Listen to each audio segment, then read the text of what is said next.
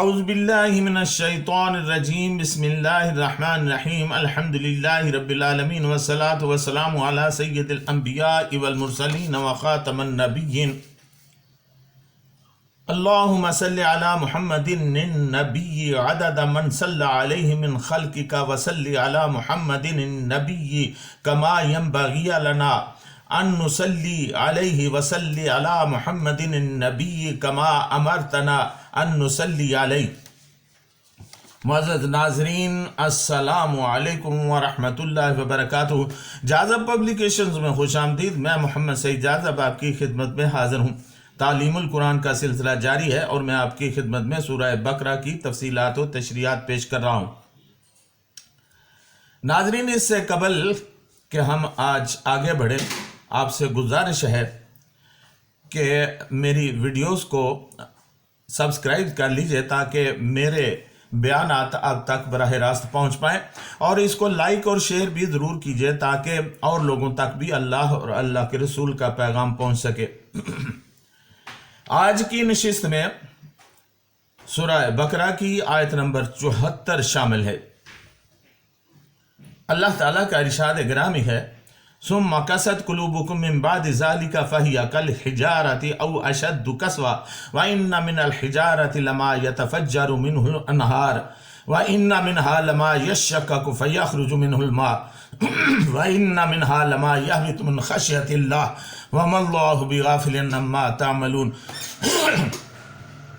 پھر اس کے بعد بھی تمہارے دل سخت ہو گئے، بالکل پتھر کی طرح، بلکہ اس سے بھی زیادہ سخت، اور بے شک پتھروں میں سے تو کئی ایسے ہیں جن سے نہریں پھوٹ پڑتی ہیں، اور کوئی ان میں سے ایسے بھی ہیں جو پھٹ پڑتے ہیں اور ان میں سے پانی نکلتا ہے، اور کوئی ان میں سے ایسے بھی ہیں جو اللہ تعالیٰ کے خوف سے گر پڑتے ہیں، اور جو کچھ تم کرتے ہو اللہ تعالیٰ اس سے بے خبر نہیں ہے۔ ناظرین، قاست، قسوۃ، ان دونوں الفاظ کا مادہ ایک ہی ہے، یعنی قاسیہ یا قاسوہ۔ چنانچہ قاست کا معنی ہے سخت یا سختی، اور قسوۃ کے معنی ہے کسی چیز کا سخت ہو جانا۔ پھر قسوۃ سے مراد قسوۃ القلب ہوتی ہے، یعنی سنگ دلی۔ حجر، قاسن ٹھوس اور سخت پتھر کو کہتے ہیں۔ قاف سین واو قسو کا خاصہ قوت اور اجتماع ہے۔ اسی طرح ارض قاسیۃ سخت زمین کو کہتے ہیں۔ لیلۃ قاسیۃ سخت اندھیری رات کو کہتے ہیں۔ ناظرین، لغات القرآن کے ان معنی کے ساتھ ہمیں بخوبی علم ہو سکتا ہے کہ یہاں جو لفظ قسوۃ استعمال کیا گیا ہے اس کی تفہیم کیا ہے۔ یہاں جو آیہ کریمہ میں نے تلاوت کی ہے، اس میں اللہ تعالیٰ کا فرمان ہے کہ تمہارے دل پتھر کی طرح سخت ہو گئے، یعنی اتنی عنایات، اتنی مہربانیاں، اتنے انعامات مل جانے کے بعد اور اتنی واضح اور روشن نشانیاں دیکھ لینے کے بعد بھی تمہارے دل اتنے سخت ہو گئے ہیں کہ جیسا کہ پتھر۔ اللہ تعالیٰ نے اس بات میں مزید وزن پیدا کرنے کے لیے فرمایا کہ تمہارے دل تو پتھر سے بھی زیادہ سخت ہو گئے ہیں، او اشد قسوہ، جن پر کوئی کلام، کوئی بات، کوئی دلیل کارگر ہی نہیں ہوتی۔ تم بے حس ہو گئے ہو، تم گونگے، بہرے اور اندھے ہو چکے ہو۔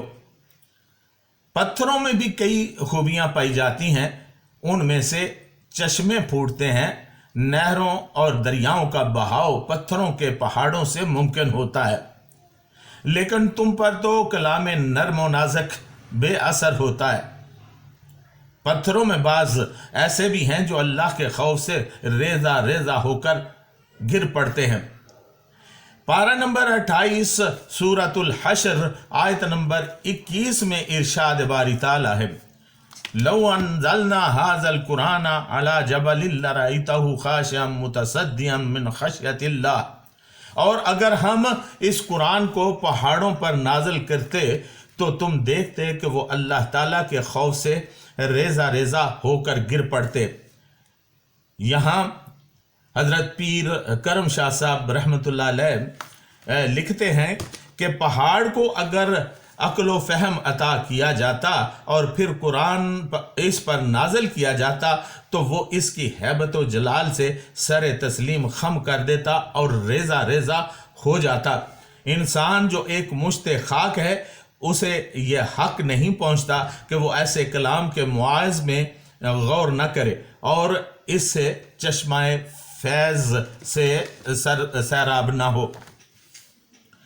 یہ ان آیتوں میں سے ایک ہے جن کے مطالب بیان نہیں ہو سکتے، صرف محسوس کیے جا سکتے ہیں۔